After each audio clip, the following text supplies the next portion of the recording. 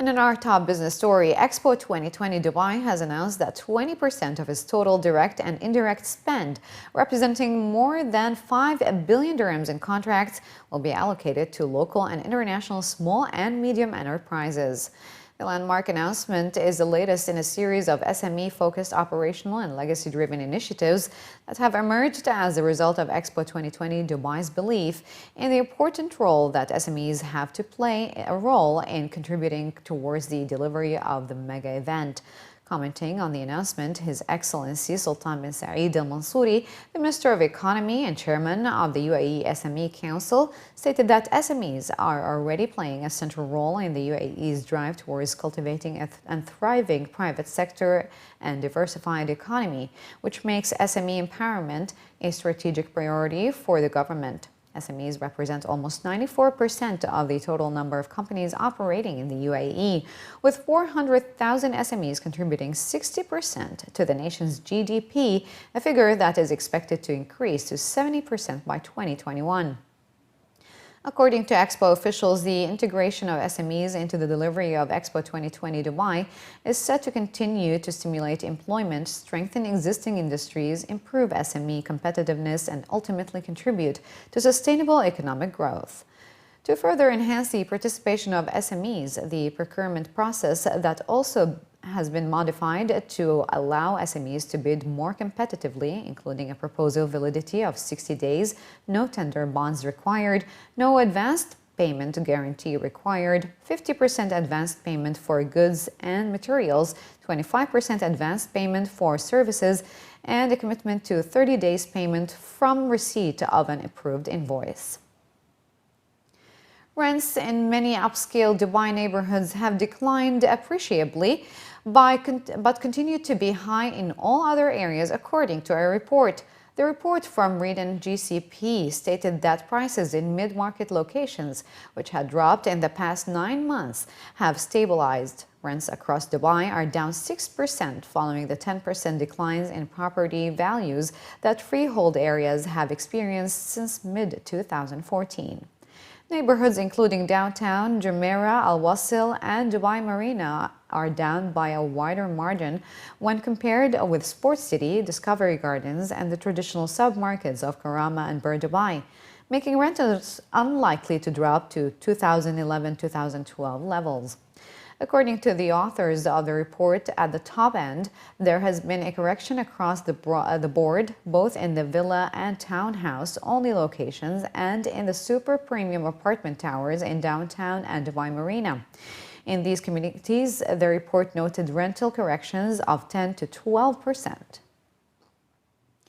Global payments technology company Visa has published a study on the spending habits and payments preferences of millennials in the United Arab Emirates and Kingdom of Saudi Arabia, revealing a wealth of untapped opportunities for banks, issuers, and merchants.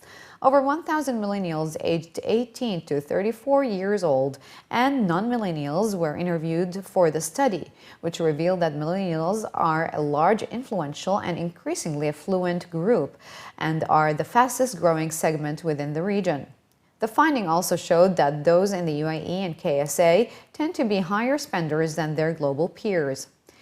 Additionally, the group is driving the surge in e-commerce spending in the GCC, which increased by 25% in 2015.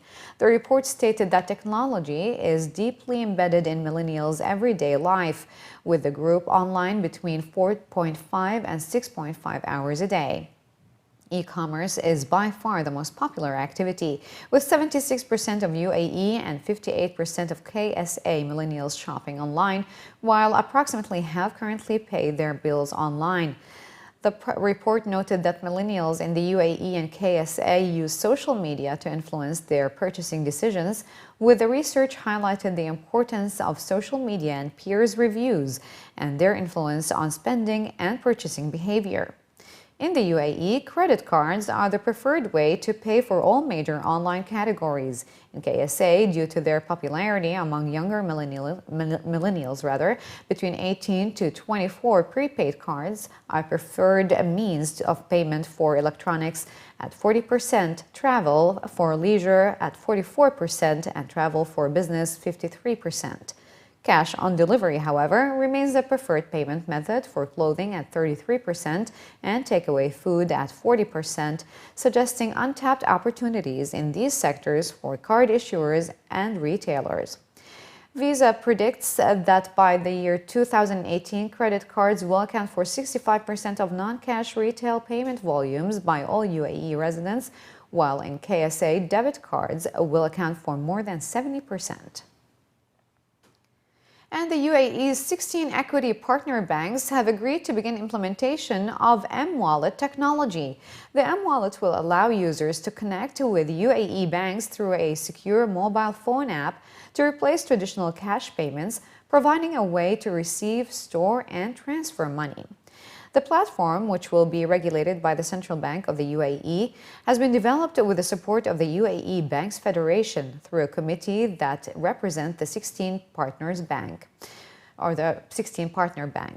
The UAE Bank Federation Chairman Abdulaziz Al Gharesh stated that the creation of this platform is a global first, being fully supported by the banking sector in the UAE.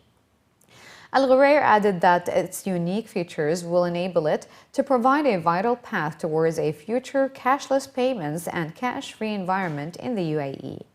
One of the project's objectives is also to aid the unbanked segment of the UAE population to give access to basic financial services, such as receiving funds or making payments.